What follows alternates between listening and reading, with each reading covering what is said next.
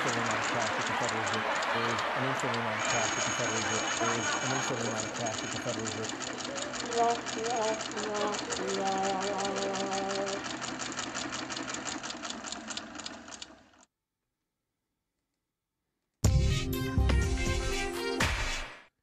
Good morning, Bitcoin. Today is Wednesday, July 1st, 2020. My name is Thomas Hunt, and this is the World Crypto Network. The price of Bitcoin is up 0.74% in the last 24 hours, with a last of 9,252, a high of 9,265, and a low of 9,109. That's $1 for 10,807 Satoshis. Volume is very low for a weekday, with only 1,697 Bitcoins changing hands. The market continues to lean long, with 82% heading that direction. Bitcoin dominance is at 65%.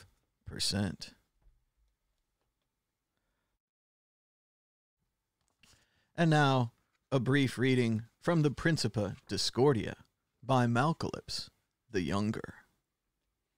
A Zen Story by Camden Benares, the Count of Five Headmaster, Camp Meeker Cabal.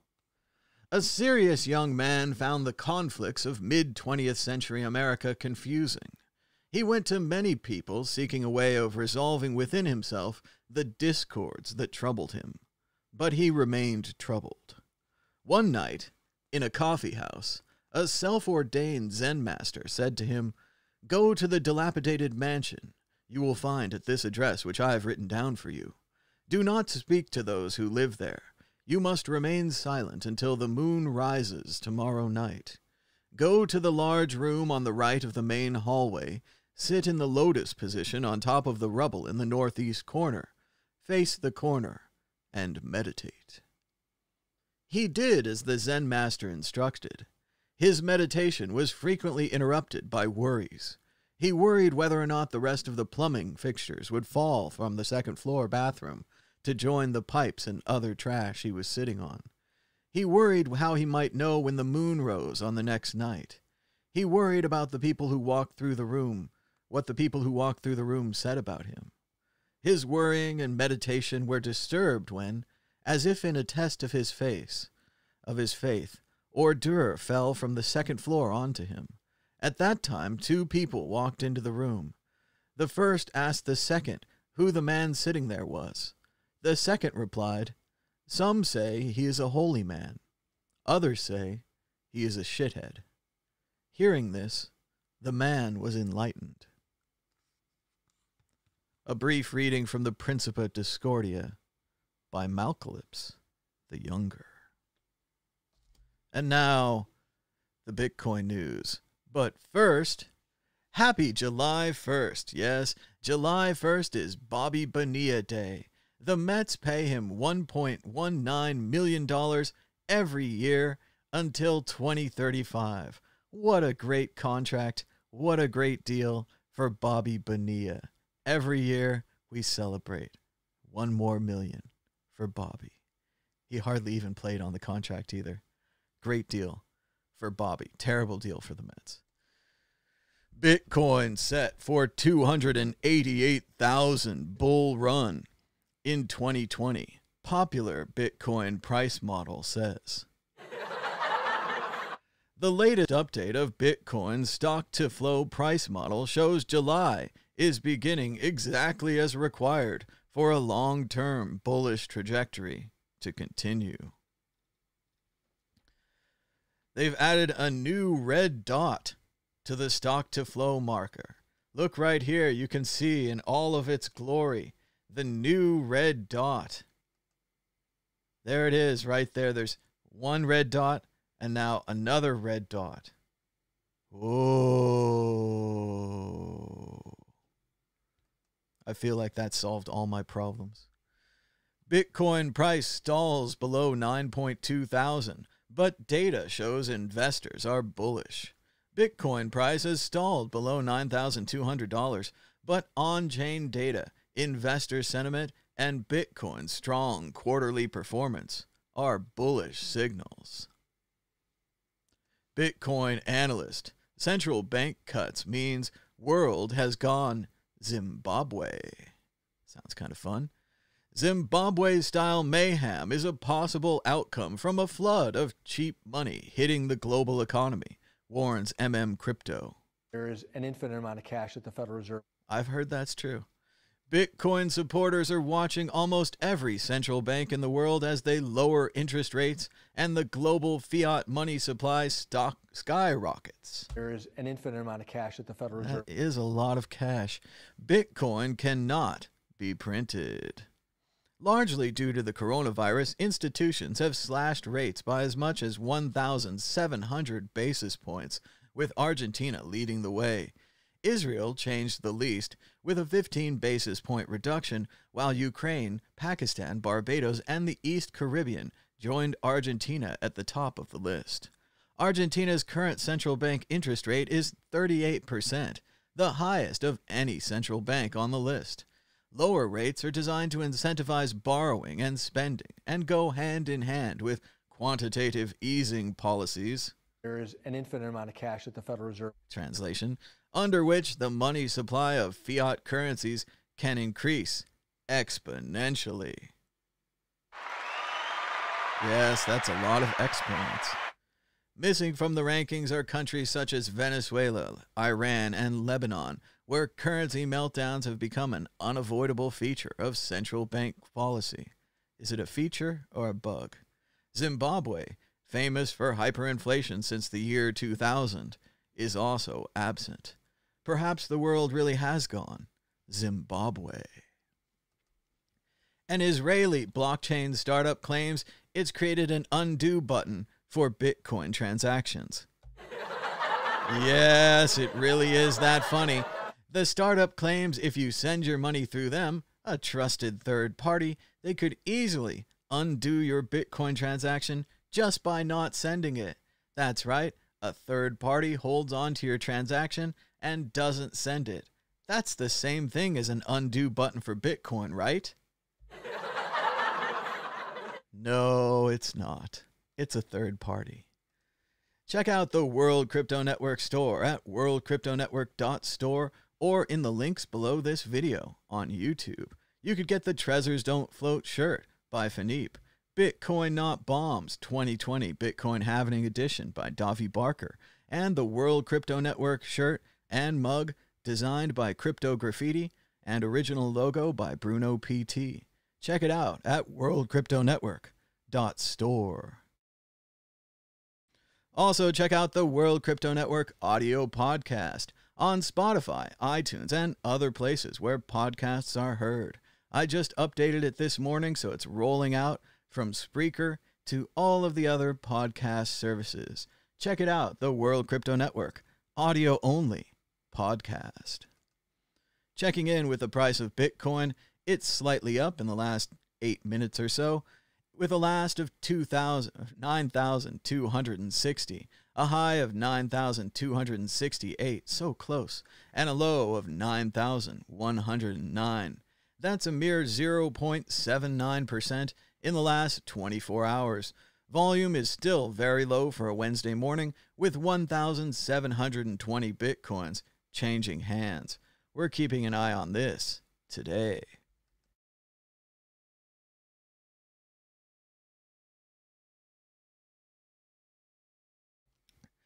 And now, here's the news. I wish it was all about Bobby Bonilla getting $1 million. Wouldn't that be great if that was the biggest story of the day? Yes, Bobby Bonilla got another $1 million. His contract lasts till 2035. I wonder if someday we'll be talking about Bobby Bonilla's ancestors getting $1 million. But alas, we can't just talk about the Mets and the Pirates and Barry Bonds' uncle. We've got to keep moving. Because, as I'm sure you guys know, Kayleigh McEnany announced. The president does read, and he also consumes intelligence verbally. This president, I'll tell you, is the most informed person on planet Earth. Right. The president does read, and he also consumes intelligence verbally. Let's one more time. This president, I'll tell you, is the most informed person on planet Earth. Right. The most informed person on planet Earth. You kind of overshot the mark there. When you lie, you want to just be kind of casually about it. Like, you don't look naked at all with that brown dress on your skin. You want to lie like that. And that cross in front of your dress isn't at all a signal that you're sending to other people. We got a great side-by-side comparison of Dr. Fauci and Kevin from Home Alone. The United States could have 100,000 cases a day of coronavirus. And if you know anything about viruses and how bad that might get, imagine if every person who had the virus at 100,000 a day infected someone else. Why? That would be 100,000, then 200,000. What if every person who had the virus infected 3 people? Well, that would be 100,000, 400,000. Uh-oh. What if those 400,000, well, just the new 300. The new 300,000, let's say they each infected 3 people. That would be 900,000. Plus the other 400, 1.3 million in 3 days, growing like a virus, straight up diagonally. That's as viral as Facebook. That's as viral as YouTube. Don't get that YouTube virus. It appears that Nevada's COVID-19 numbers have scared off the NHL. Vegas is rumored to be out. Edmonton and Toronto could be in as hub cities, whatever those might be. The chatter was that the NHL could buy out Park MGM. Now hearing it was to be the Mirage.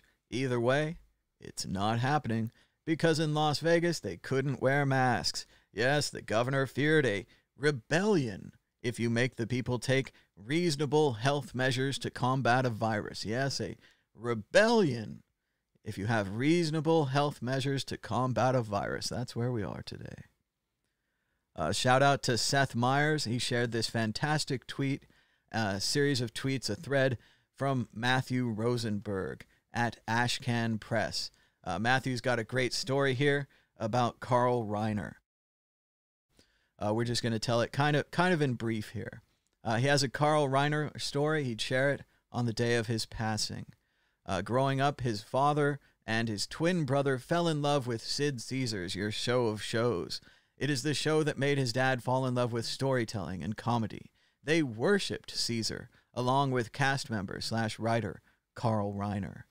Caesar, Reiner, and the other writers on their show, including Mel Brooks, Neil Simon, Larry Gelbart, and Woody Allen, all made my dad and uncle wanted to be writers, which they both ended up being. Growing up, my dad's choice of dinner on every birthday was beef stroganoff. Why did he eat beef stroganoff on every birthday for his whole life?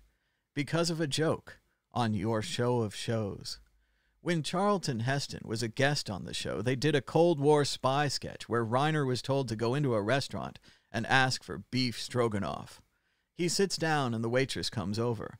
Reiner says, "I'm here for beef stroganoff." She leaves, and a short while later, Heston walks over to the table and asks Reiner, "Can I help you?" Reiner responds, "I asked for beef stroganoff." And Heston pauses, and then, in his deep voice, deadpans, "I am beef stroganoff." The joke made my dad laugh his whole life. Around 20 years ago, my dad had his yearly birthday call with his brother. They're twins. My dad mentioned having beef stroganoff, and my uncle asked why he always had that on his birthday. Confused, my dad just said, "Because of the sketch." My uncle had no idea what he was talking about. It turned out he remembered the sketch clearly, but was convinced Heston's name on it was Sauerbraten, not beef stroganoff. They ended up arguing about this for years. My dad bought every DVD and VHS of Your Show of Shows he could find. He watched every clip online and every documentary, but there didn't seem to be any surviving tape of the sketch.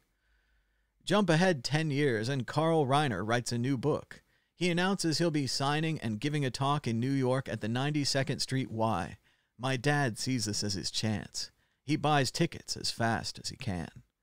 My dad was desperate to ask him about the sketch in person, but knowing that he might not get the chance, he also wrote up a letter to hand to Reiner in case there was no time to ask. When it came time for the signing, my dad waited in line, and when he got in front of Reiner, he told the story of how his whole life he'd loved the show and the sketch and beef stroganoff. But then he got in a fight with his brother. Carl listened. When he got to the part about how they couldn't remember whether it was beef stroganoff or sauerbraten, he asked Carl point blank, "Which was it?" Carl Reiner stared at my dad, laughed, and simply said, "That was a long time ago." My dad thanked him anyway, got his book signed, and then decided to hand him the letter he'd written too, just because he'd said some nice things in it about how much he'd appreciated Reiner's work over the years.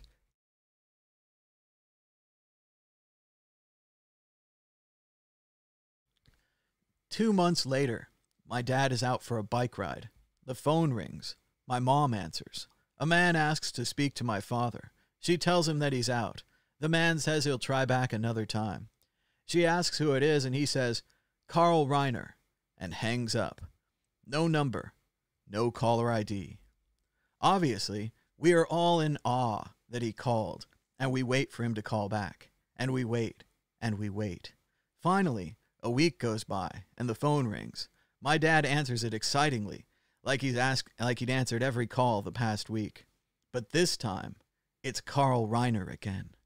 He says he read the letter my dad gave him at the signing, and he found it so touching that he wanted to share it with the others. He then puts the phone on speaker, and Carl Reiner is having dinner with Mel Brooks and Sid Caesar. They are calling my dad to answer his question about a sketch from 50 years ago. They all make some jokes and then admit that they have no idea whether Charlton Heston was named Beef Stroganoff or Sauerbraten in the sketch. But they all agree that Beef Stroganoff is funnier, so they give the victory to my dad over my uncle. This was literally one of the best days in my father's entire life. His heroes called him up to chat and make jokes and thank him for caring. It meant the world to him then, and it means as much to me now to know that they would do that. As a side note, a few years later, my dad went to the Museum of Television in New York and decided to watch some stuff from the archives. There they had some episodes of your show of shows that weren't available anywhere else. My dad sat down and watched them all. On the very last episode, they announced a special guest, Charlton Heston. My dad held his breath. The sketch begins just as my dad remembers. And then Sid Caesar tells Carl Reiner, "Go to this restaurant and ask for sauerbraten." So even your heroes get it wrong sometimes. But I love that my dad made the joke funnier. And thanks, Carl, for inspiring my dad to be a writer. And thanks for being so kind, generous, and warm. He tried to follow in your footsteps, all of those things, and I'm trying to follow in his. And here's a picture of Carl Reiner, his daughter Annie, and Mel Brooks 2 days ago for Mel's birthday. Very cool story about Carl Reiner. There's his dad getting the book signed. Very cool.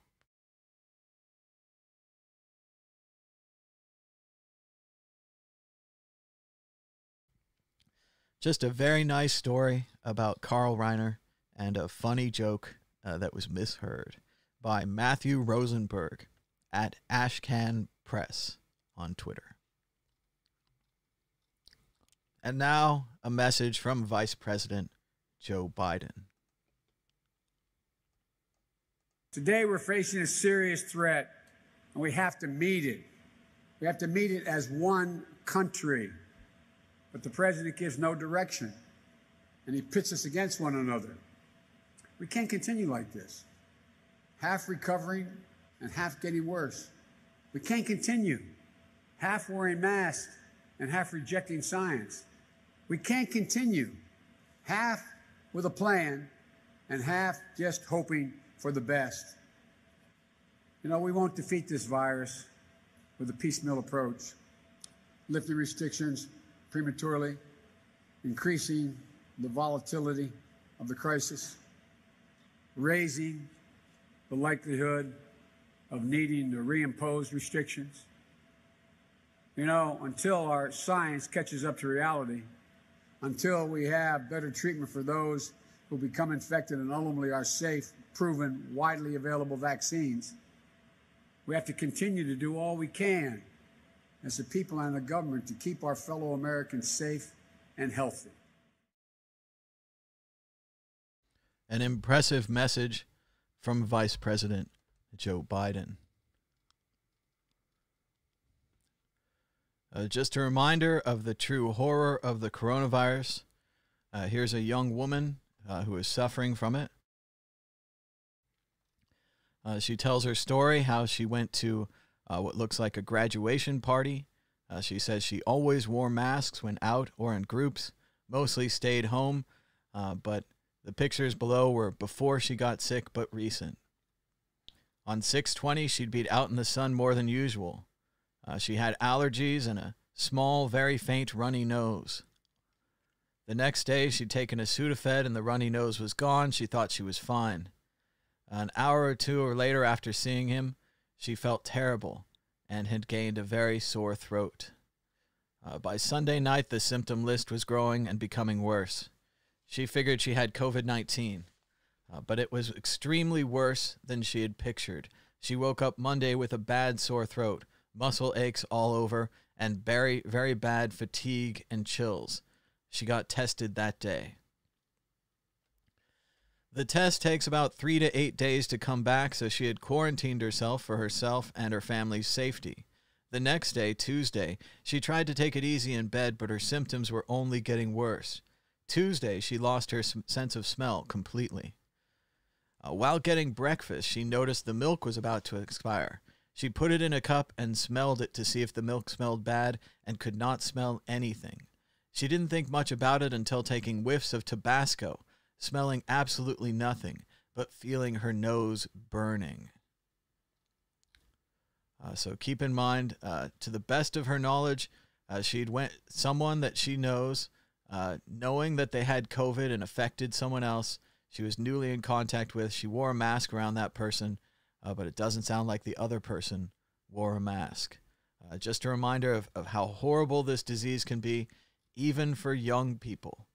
So let's all stay inside and avoid the coronavirus. Shout out to Katie at KatieGrace132 on Twitter. Rand Paul urges Dr. Fauci to provide more optimism on coronavirus. Yes, Stone Kettle writes, 127,000 Americans have died, and we're setting daily new records for infections, Dr. Fauci said, optimistically. Yes. If you're looking for something to distract you, check out this folk medieval style bardcore cover of Nothing Else Matters. Bardcore has been trending on YouTube for a while. That's classical bard, classical modern songs, classical bard. Cool stuff on Twitter. Stone Kettle really going all out here with a full Night Court reference. You haven't seen a Night Court reference in years. Night Court was a sitcom, a great old TV show. You should check it out. Even though we had technical difficulties yesterday, we came roaring back with yet another episode of Good Morning Bitcoin. Check it out on the World Crypto Network. Stone Kettle writes, if only we had a president determined to save the lives of people of as determined to save the lives of people of color as he is to save the heritage of those who once enslaved them. Trump said on Twitter, this is a battle to save the heritage, history, and greatness of our country. Does he mean the Confederacy? It's unclear. Kevin McDonald writes, I honestly thought Carl Reiner would make it to 100. He was great on your show of shows. He was the best straight man ever in The 2,000-Year-Old Man. He created the Dick Van Dyke Show and directed the best Steve Martin movies. He fought Trump until the end. He was one of the best.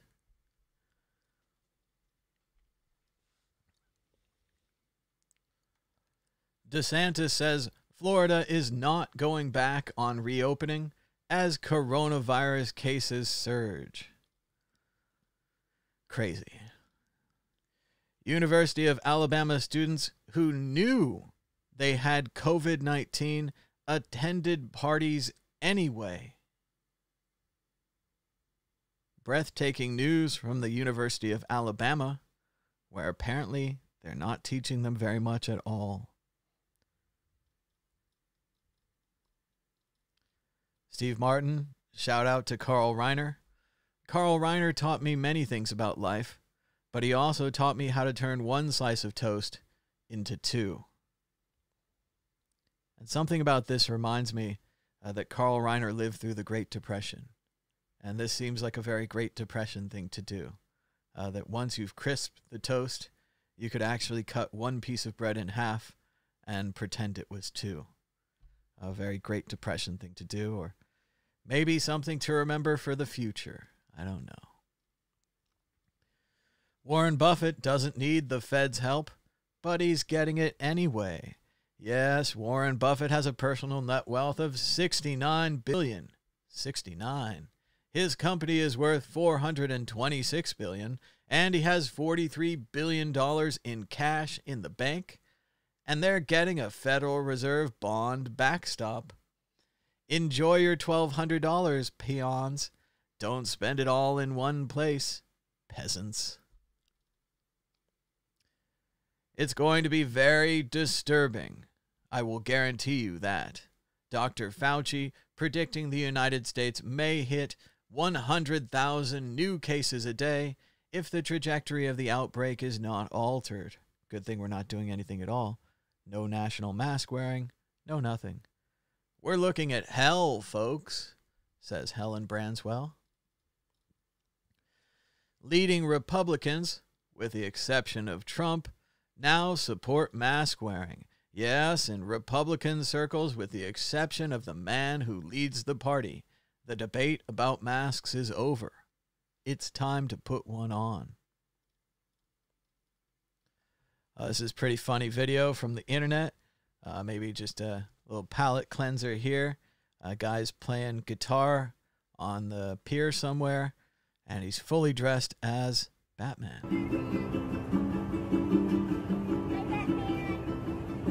Batman!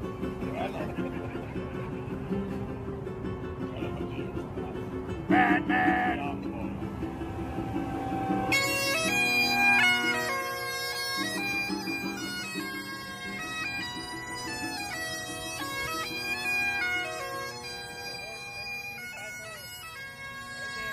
And he's got fire. Oh, come on! So there you go. A little humor from the internet to pick up your day. Batman gets destroyed by Spider-Man riding a unicycle with bagpipes that light on fire, and it looked like he sprayed some silly string on his face. So he really went to town on Batman. And I love the way that the Batman was singing, too. It was so great. He's like got the angry, gruff voice. He's just doing the one word, Batman. That was so good. All right, back to the news. It's been 48 minutes since the national security law was promulgated in Hong Kong. To sum it up very briefly, life imprisonment is there for the 4 offenses. National security agents and police can basically do whatever they feel necessary to subjects. Work of the National Security Committee and agency will be kept from the public and immune to judicial review. The Hong Kong government has no jurisdiction over National Security Agency staff discharging duties.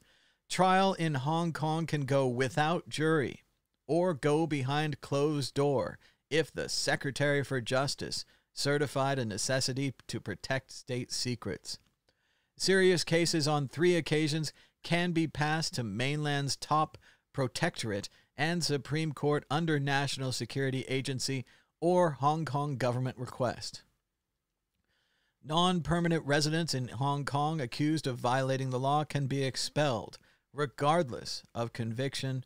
Persons convicted can't run in elections or stay in public office. Judges with speech and acts jeopardizing national security can't be appointed to handle those cases. Foreign groups and media in Hong Kong will get enhanced management and services jointly from the National Security Agency, the MFA Commissioner Office, and the Hong Kong government. The only chance for the public to peep into the National Security Committee lies in budget application. Thinking the action itself is a crime now. Bad news for Hong Kong.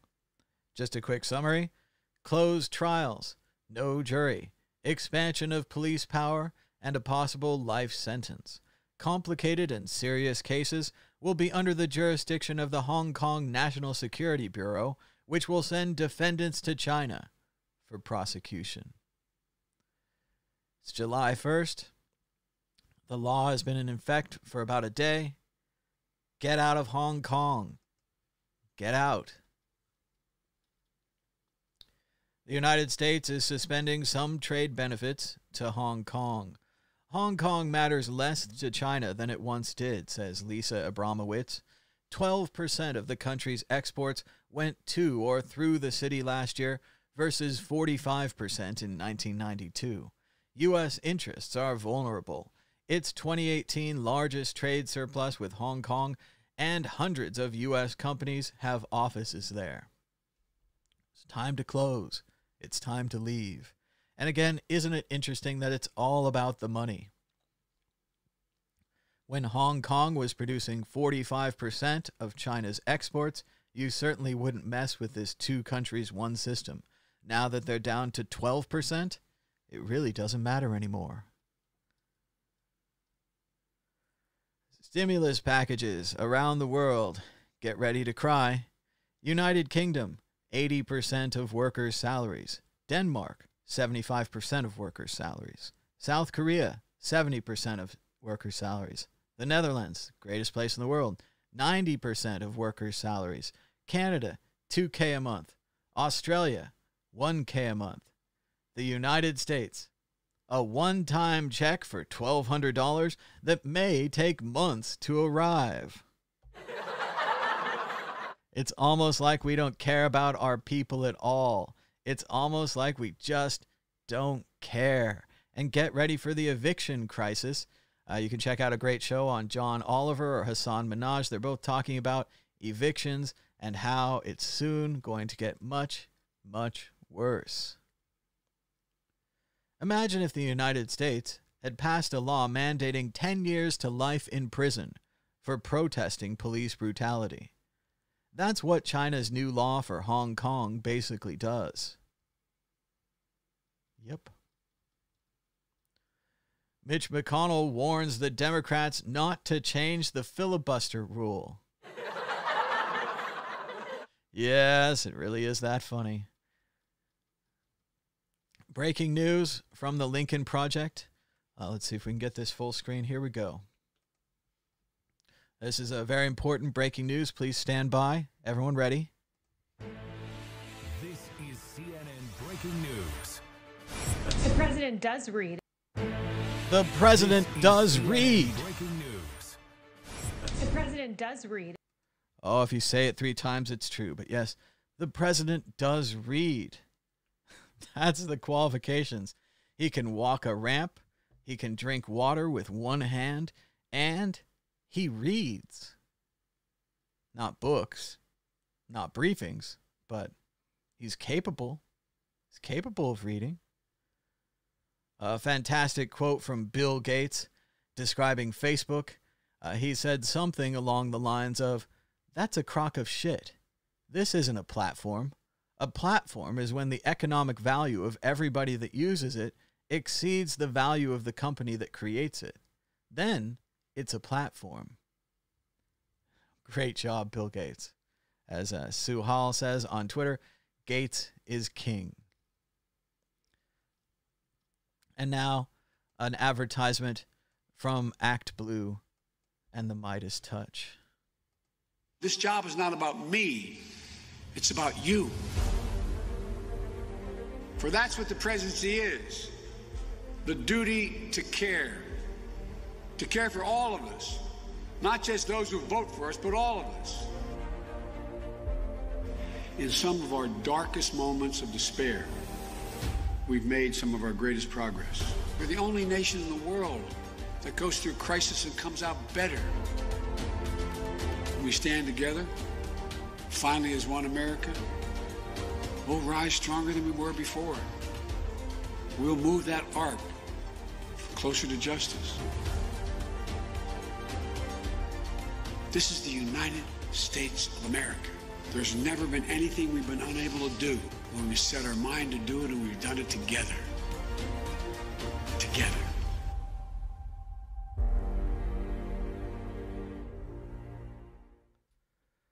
That gives me that strange feeling I haven't felt in so long. I seem to remember it. I think it was called Hope. I think that gives me hope. Be pretty good. Of course, everyone knows how to play the game of Monopoly, but imagine if you played it in real life.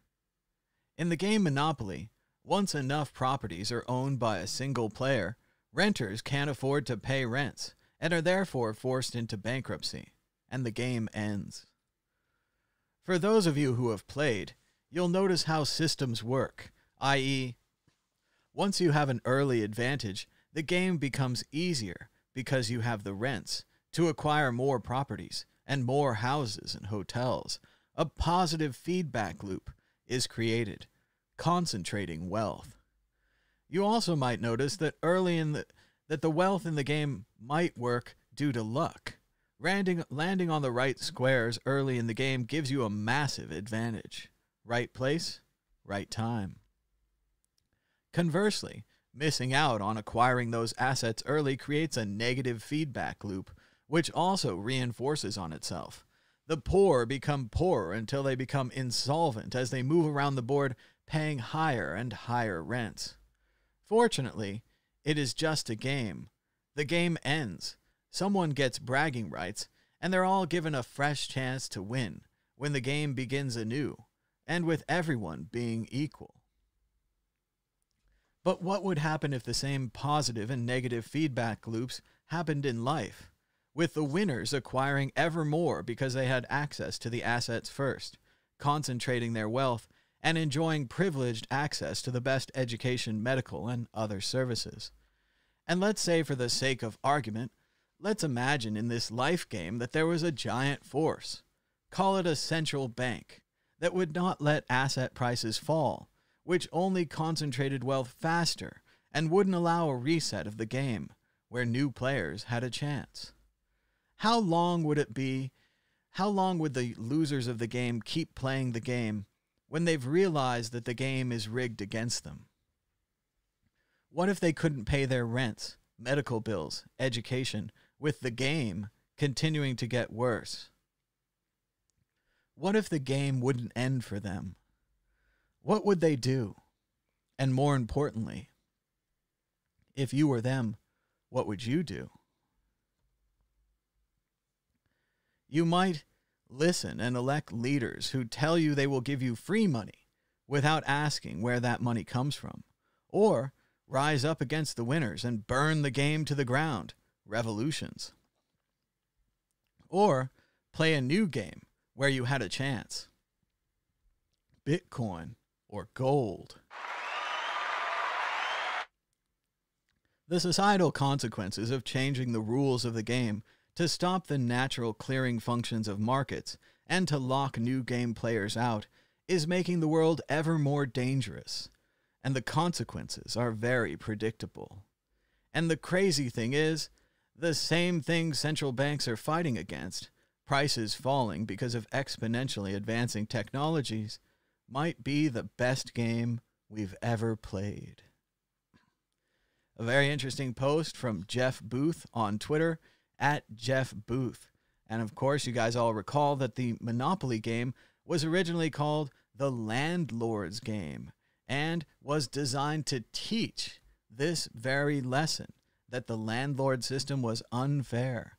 The game had many twists and turns and changes of ownership, with some people even just outright stealing the Landlord's Game to make the modern version of Monopoly.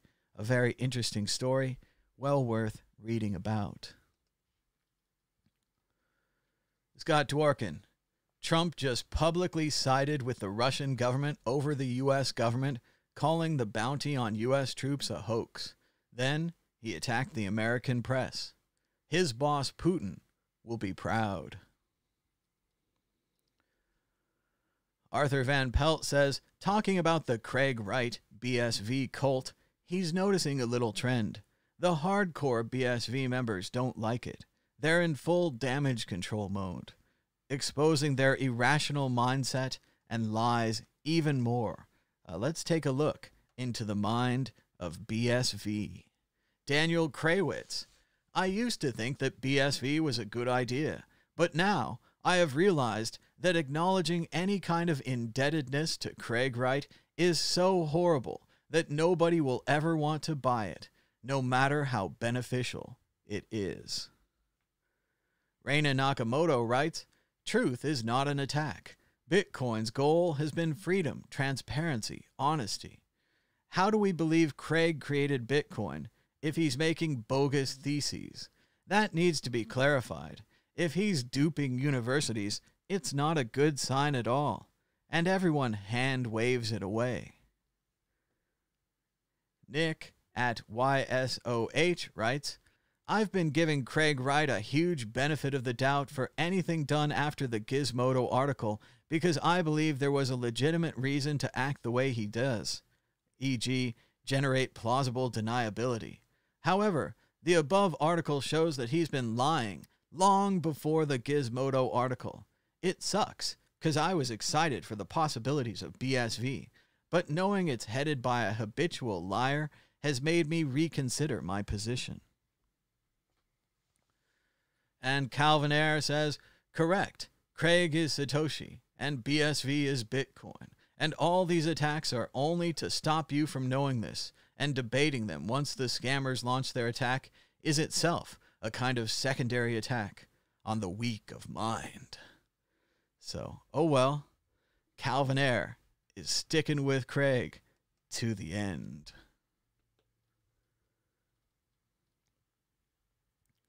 A new article says that the president is a danger to the United States and that hundreds who served under Republican President George W. Bush are set to endorse Vice President Biden.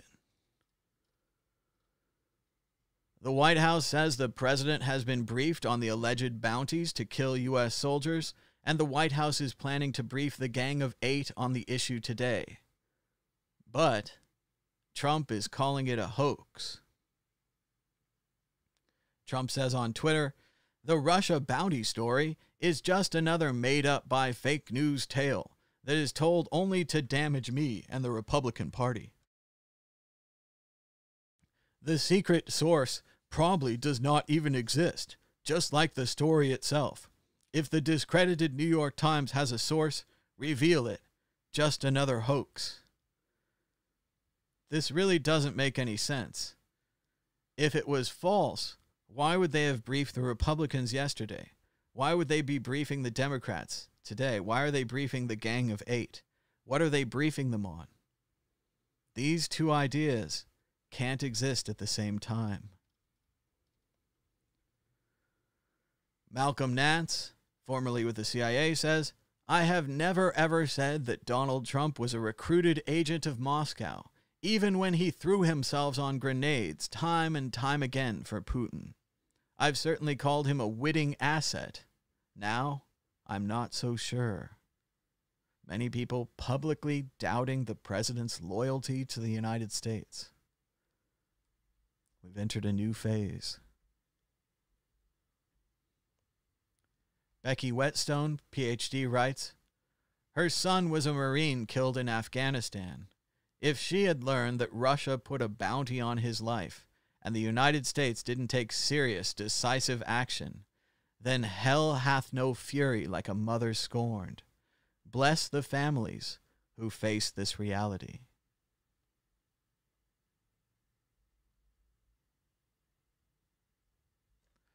Black Lives Matter. This is New York City right now. 30 days in a row. 30 days in a row. The protests are not over. They're not about changing the voices of cartoon characters. They're not about Golden Girls episodes with mud masks. It's about police brutality and ending the police so that they'll stop the brutality. We need a better system, maybe something similar to the UK where the police don't have guns and they respond much more peaceably when they don't have guns. Guns like a hammer turns everything into a nail. Shout out to Adam Back. CZ from Binance asked a stupid question and they got a stupid answer. CZ says, "Your shilling time. Which coins and tokens should Binance list and why?" He says, "This tweet is an exception to the no need to shill us guideline." Oh, that's a bad exception to make. Adam Back reminds him that he should add Bitcoin SegWit support. It's hilarious. They don't have it already. They should add liquid Bitcoin, add Lightning, move BNB to a liquid CT asset, delist the rest, or peg it all to liquid assets. You must know from Binance stats the liquidity adjusted dominance index. So why waste focus? You did ask.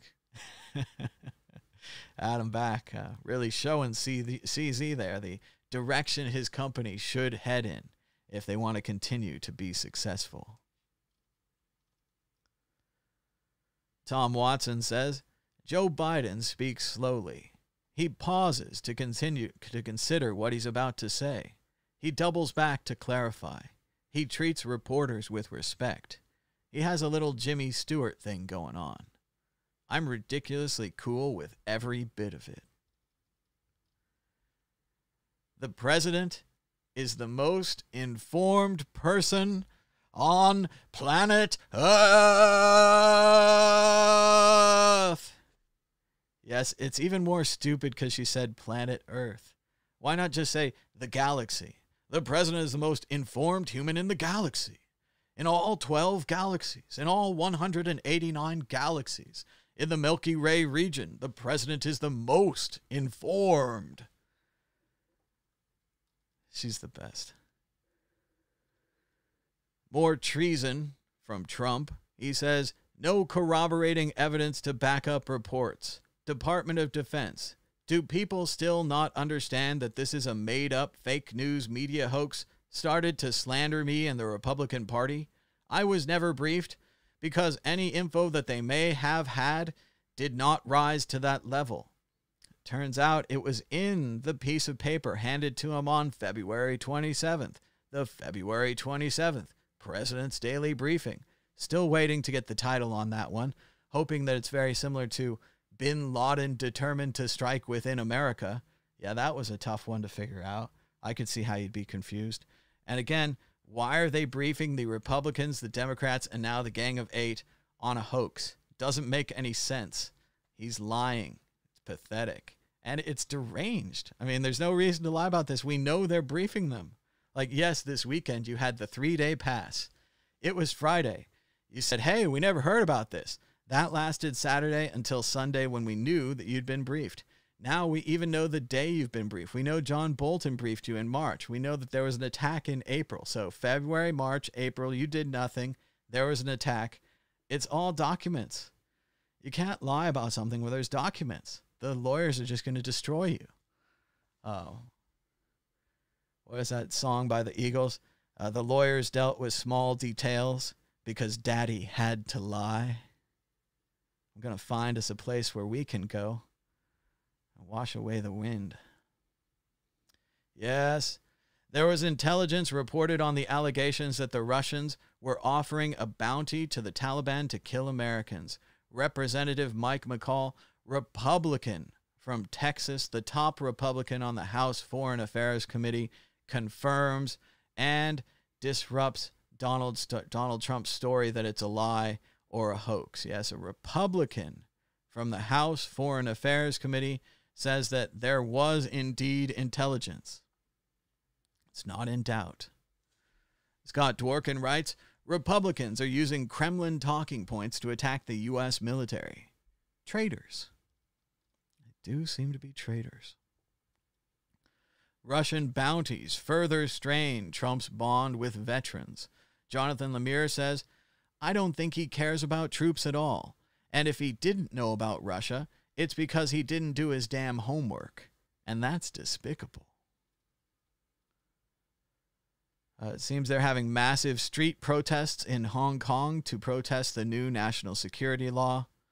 I wish I could be more optimistic about this, but they're really in a tight spot.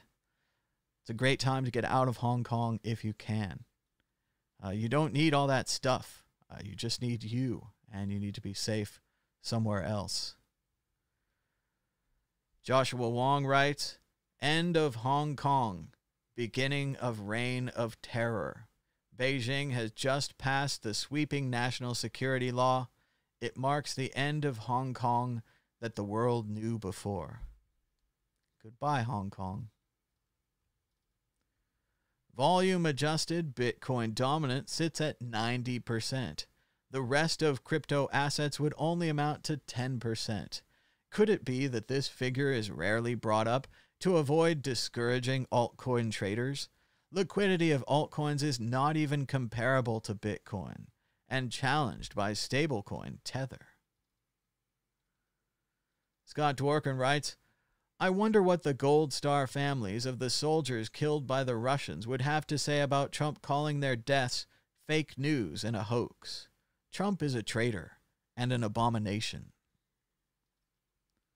At least 5 news outlets have confirmed the story, including Fox News, The Wall Street Journal, CNN, the BBC, and The Washington Post, as well as the fact that they briefed NATO, that they briefed our British allies, that they're briefing the Republicans, that they're briefing the Democrats, that they're briefing the Gang of Eight. What are they briefing them on? If it was a hoax, they could come public with that. And we've got another Karen here. Susan in Montclair, New Jersey, spends 30 minutes harassing 2 black lawyers because she wants to know if they have a permit for their new stone patio. Then she lies and says the husband attacked her. But the rest of the white women on the street congregate to drag her unwashed ass. Let's watch a little bit of this confrontation on the street with yet another one of these Karens using the power of their phone and the ability to call the murderous police as a weapon against black people. Go home. Okay? We expect that of Amy's. We expect that. We expect that. Of course you are. That's what you know. He did not. Yes, he did. No, he. You're his spouse. Yeah, could I please get a 44 Norman Road? I need a call. Wow. This is what she's been waiting 2 years to do this. She's been waiting 2 years to do this. She's been waiting 2 years to do this to us. She's been waiting 2 years for this. Are you crazy? This is Susan that lives on Marion Road in Montclair. In this climate right now, you're especially not supporting our community here. He pushed me 10 feet. No, I watched it. They're saying he didn't. I didn't put my hands on you, woman. Are you kidding me? Just because I came over your lawn, I should have brought my son. No, are you threatening us with your son? She's not admitting to it. Are you threatening us with your son? Are you going to say you didn't put your hands on me? Ain't nobody put their hands on you. No one put your hands on. He put his hands on me. I asked you to please leave. No, not because you're attorneys. You know what to do. Exactly. So please walk away from our property. Go away. Go. Okay, just let her so our kids don't have to see the police, please. Please just go inside with them. Got really crazy. Witnesses here, and they're not the only lawyers around right now. And I believe these witnesses. He was angry. She was pushing him back. No, she was pushing me. Look at my arm. Sorry, guys. Don't play without a mask. Mm. Oh my God. Don't come out without a mask. Go get a mask. Could you please stop recording? No, no. This is for the people, so they can see. Even in Montclair, what we are living with, even in Montclair for 2 years, Susan from Marion Road has been harassing us for 2 years. Oh my God, I have not. Prove that, please. You're an attorney. You know you have to prove that in court. Just because you said it doesn't mean it's true. Oh, right. And just because you say it doesn't mean you did hear it. Oh my God. It's crazy, guys. Yeah, that's crazy. It's crazy that you didn't even see what happened. I did. I saw it. And I saw them. Really interesting video. Impressive to see the neighbors speaking out. I think this is a major change of what would have happened just a year ago if the same thing had happened. I could imagine straight silence from the neighbors, them walking away because they're embarrassed about the entire scene and the entire situation. But not anymore. Now they stand up for their black neighbors and attempt to protect them from Susan in Montclair. A few hours later, after the word spread on the incident via Facebook and local groups, this was Susan Street.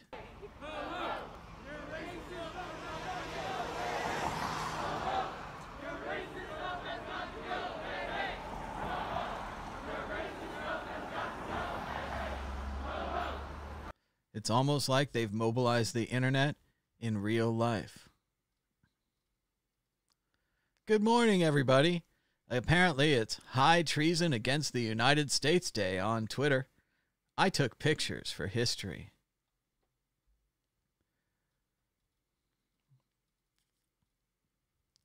Latest report, White House Trump allies and conservative leaders are preparing for a possible Clarence Thomas retirement. If Thomas goes, you've got a lot of people around this process ready to support Thapar, never heard of him, and McConnell, ready to move his favorite through. Remember previously, just a few years ago, Mitch McConnell blocked President Obama's appointment to the Supreme Court, Justice Garland, from even getting a hearing. We were never even allowed to hear Justice Garland speak. Obama's failure to appoint Garland during the recess has led to this nightmare where the conservatives lead on the court. If Thomas chose to resign during the Trump presidency, there's obviously not enough time to appoint a successor. Certainly under Mitch McConnell's previous rules, that would be a precedent. But as we know, Mitch McConnell has no soul and is more than willing to push him through in this case, whereas with Obama and Garland, he wouldn't even give them a hearing. Corruption. Thy name is McConnell. The president has posted 17 tweets this morning, and not a single one of them even alludes to the pandemic that has now killed 129,000 Americans and counting. Former national security official tells Fox News President Trump gets briefed on intel all the time, even when there's disagreement and no consensus. They give him the report and add a note explaining the disagreement. As someone said yesterday on the news shows, if you didn't give the president information where there was disagreement and no consensus, you wouldn't be giving him intel. You'd be giving him facts. And the whole point of intel is that you get it before it becomes a fact. So you have to use your brain to think about it, whether it's true or not. You have to examine the sources, the methods, the details. You have to actually read the president's daily brief. Can't just glance at it. Justice Department is reviewing the Elijah McClain case in Aurora, Colorado to see if a civil rights probe is warranted. Elijah McClain was walking down the street in Aurora, Colorado. He just went to the store. He purchased items there. He had a plastic grocery bag showing that he had purchased the items. He was wearing a ski mask because he was a thin guy and he was cold. The police attacked him.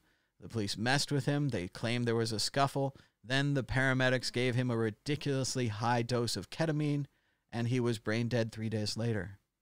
He was walking down the street in Aurora, Colorado.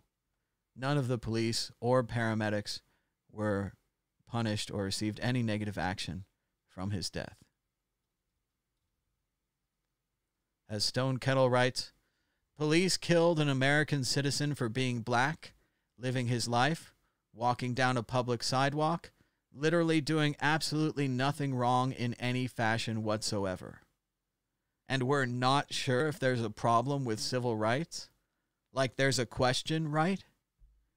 There's no question at all. Trump says, I didn't know, I wasn't briefed, I take no responsibility at all.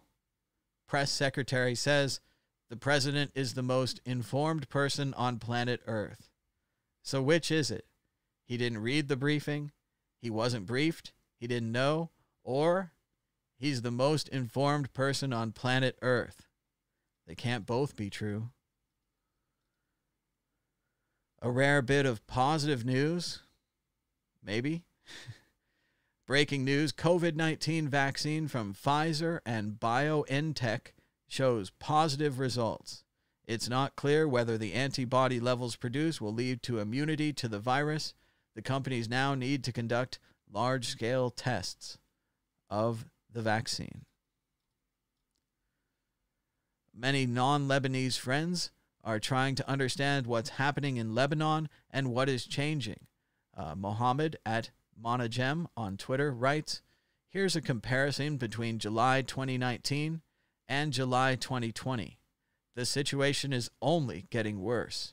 And you can see on the left, he's included a $100 bill and looks to be about $150,000 in local Lebanese currency.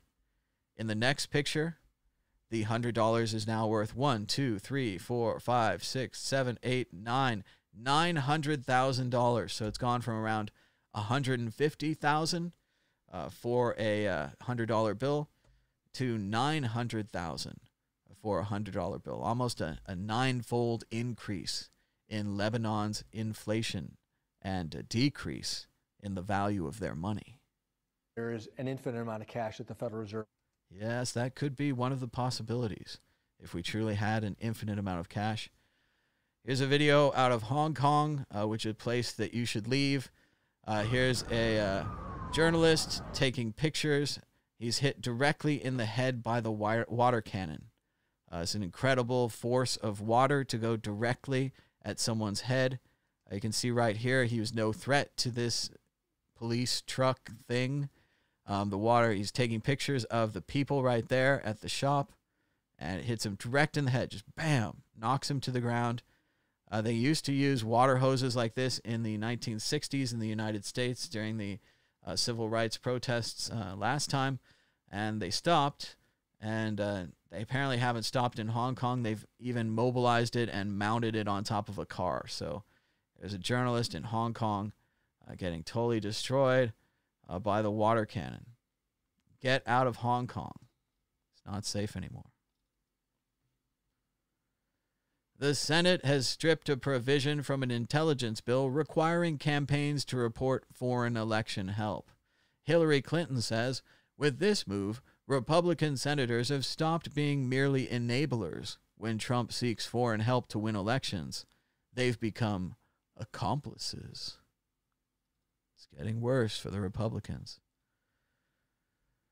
Joshua Wong, Hong Kong, writes, for the first time in Hong Kong's history, Hong Kongers are warned that flags, banners, slogans, and other behaviors during demonstrations or protests may be arrested on charges of secession, subversion of state power, under the national security law, which was once only found in China.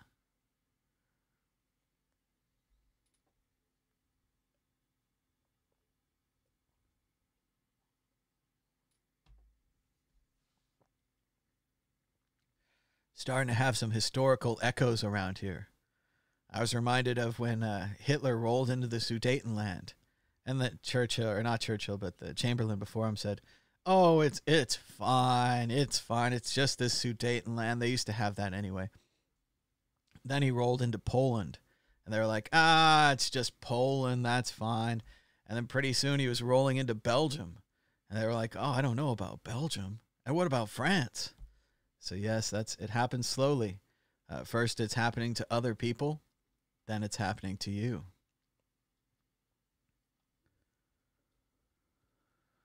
White House National Security Advisor Robert O'Brien says again that President Trump was not previously briefed on the Russian bounties report. He says it was the decision of a senior career CIA official because the information was uncorroborated. Says the president has now been fully briefed on the matter. As Stone Kettle writes, so Trump just now said that the report is totally fabricated by fake news. to discredit both him and the GOP. Meanwhile, Trump's national security advisor says the report is real and came from national intelligence, but we didn't brief Trump because reasons. Still seeing two sides to this story. A horrible story out of India. A reminder, if you're about to have a wedding, maybe you shouldn't. The coronavirus strikes a Bihar wedding. The bridegroom dies, and 100 people are infected. They said the bridegroom already had a temperature, a fever. When they attended the wedding, they still kept it going. They couldn't cancel everything. They had to do it for their family, all these things. More than 100 people were infected at a wedding in India. You have to stand up against these constraints. The old idea, you want to respect your father and mother. You don't want to cancel the wedding. You don't want to lose all that money for the deposits. You don't want to embarrass your family. And, you want to get married. You got a cool wife. She's cool. Let's get married, right? You can't do that anymore. You can't invite your family to come from all over the place to a wedding. Not during the virus. Sure, maybe you could elope. You could have a small ceremony somewhere, socially distanced from the justice of the peace, or whatever the Indian equivalent would be. But no, giant weddings, they're out. You just can't do this. It's just not safe.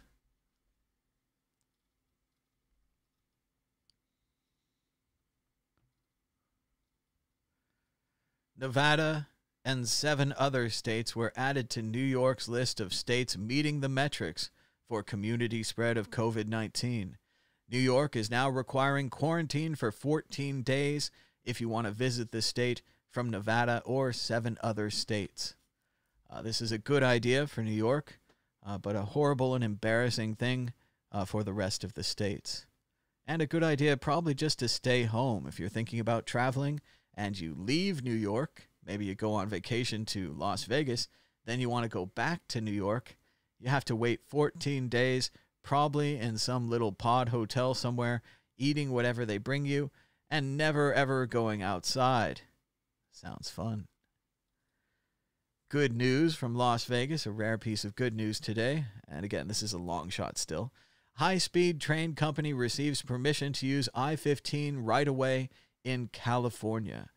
They're hoping to take the train down the middle of the existing highway, I-15, all the way from Los Angeles to Las Vegas on a high-speed train. Yes, maybe someday. Don't hold your breath. Hong Kong police have made their first arrest in less than 24 hours after China imposed a sweeping new national security law in the territory. Get the hell out of Hong Kong. What's wrong with you? Why are you still there?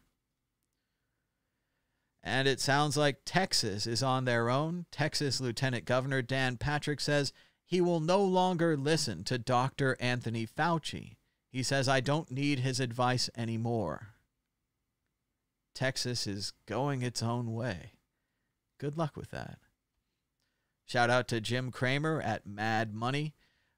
There's a quote, Taiwan with 24 million population and 7 COVID deaths. United States with 330 million population and 130,000 deaths. Taiwan has a 97% adherence with masks. The remaining 3% are primarily Europeans and Americans. Similar findings in Hong Kong and Japan. Kramer retweets with only one word. Masks. It's not a Republican thing. It's not a Democrat thing. Kramer's very Republican. He's a big money guy. Masks. He just wants this thing to end so we can get back to gambling on the stock market and having fun.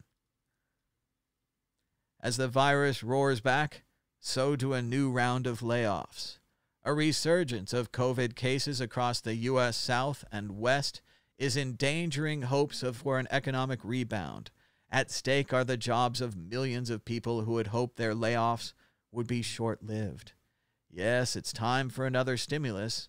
Good thing that the House of Representatives has passed the HEROES bill. Bad thing that Senator Mitch McConnell, the worst person in the world, is blocking it along with 400 other bills blocked this year on everything from voter rights to climate change. Mitch McConnell, the worst person in the world. Coronavirus updates. German economy shows signs of recovery. Ryanair sees very strong bookings. Yes, if only the United States has acted quicker, worn masks, quarantined faster, maybe we could be enjoying what Germany's experiencing. If you beat the virus, the economy comes back. If you don't beat the virus, the economy doesn't come back. It's just that simple. And it's been this way the whole time. Never changed. Meanwhile, in England, dozens of English towns and cities could soon be forced back into strict coronavirus lockdown. If you don't take the virus seriously, you don't get to reopen. Wear masks, England. Where's your mask, Boris? I think you'd look better. Wear a mask. Major League Baseball is canceling the 2020 minor league season. This is the right thing to do. Other leagues should listen and follow suit. Or we'll be retweeting articles about the number of infected players in just a few months. The only problem with this is that they're probably not paying the minor league players. This is a huge problem for minor league baseball talent. They have no way of earning money. They're probably waitering now, but even that is probably closing down. If only we had more stimulus, they could take care of the minor league baseball players too. Who will think of the minor leaguers? And South Dakota governor is planning a large Trump event at Mount Rushmore on July 3rd, and he says they will not be social distancing. Bring out your dad! Bring out your dad! Bring out your dad! I'm not dead. Yes, you are. And there's a startling new report that Boebert is the third QAnon supporter to take first place in a GOP primary vote this cycle. Alexander Kaufman describes this as one of the scariest trends in United States politics, and he writes about climate change for a living. For those of us who have read the book Rat Fucked by David Daley, we already know what's happening. Extreme partisan gerrymandering destroys moderates and only allows far right-wing or far left-wing challenges. Basically, by redesigning the districts into situations where Democrats win one district by 90% and Republicans win every other district by 60 to 40 or 55 to 45, something like that, basically creates red districts and blue districts. In the red district, your only problem is a challenge from the right. In the blue district, your only problem is a challenge from the left.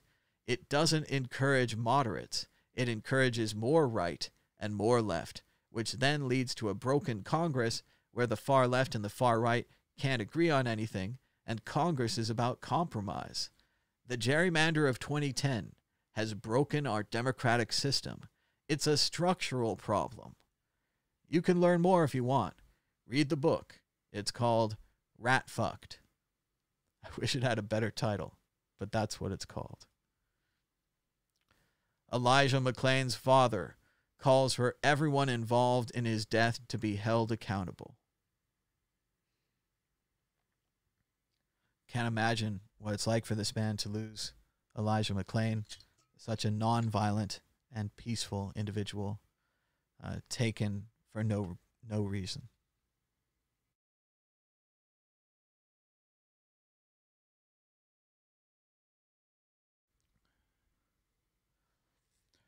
Trump wonders, where is Roger Ailes, the former chief of Fox News?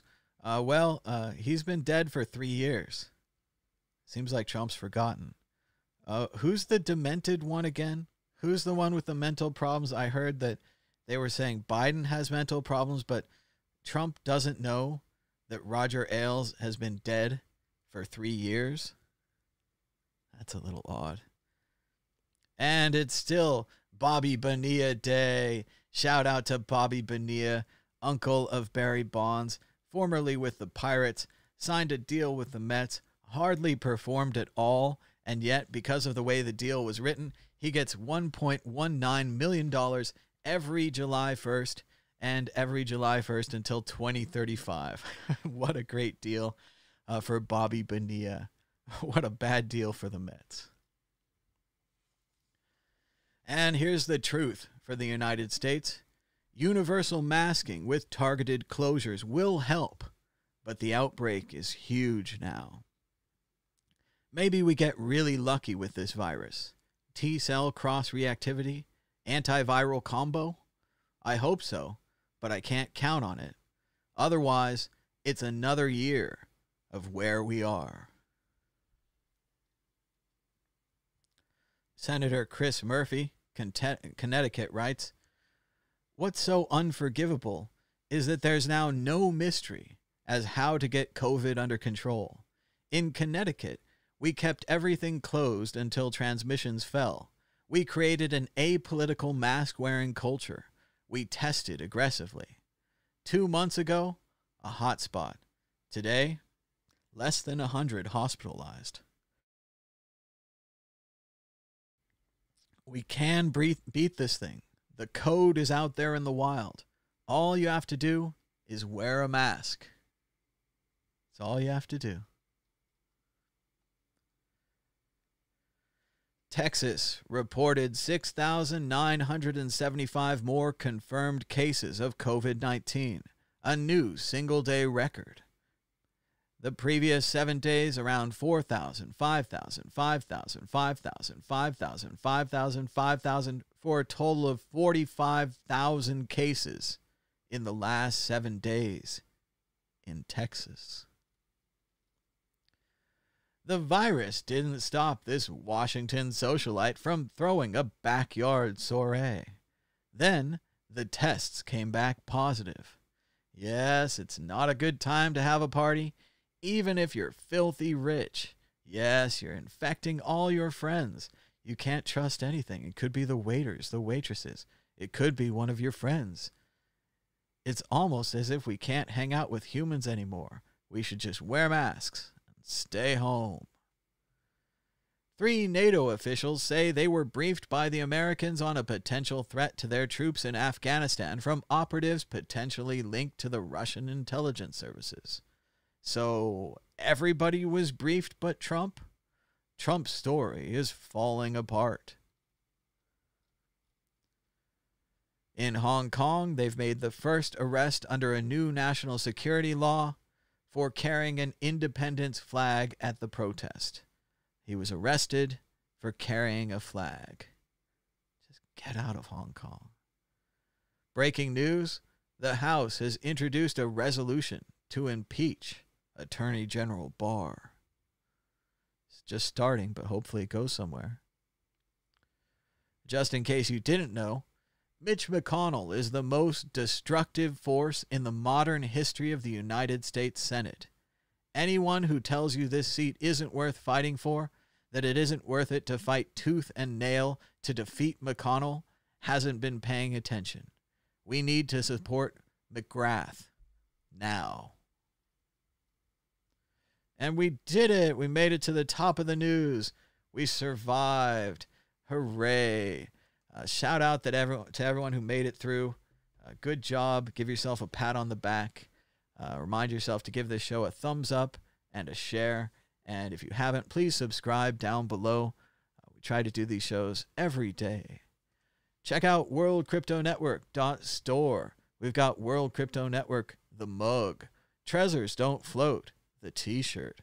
Bitcoin Not Bombs, the 2020 Halvening Special Edition. And World Crypto Network, the shirt. Check them out at worldcryptonetwork.store. Also check out the World Crypto Network audio podcast on Spreaker, iTunes, and many other places where audio podcasts are heard. You can listen to yesterday's show, Good Morning Bitcoin and the News, reprise. You could also check out an interview with Tone Vase, Peter Todd, and Dan Eve from Transylvania Conference 2019. Yes, we're still releasing brand new, never-before-seen videos from 2019.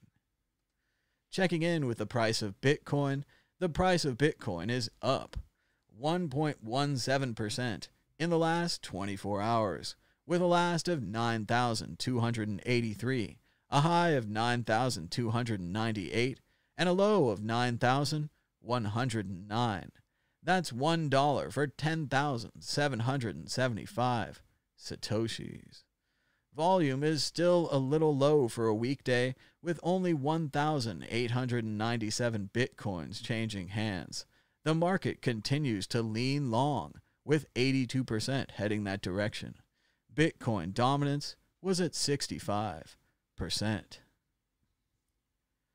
Thanks so much for watching. Until next time, bye-bye.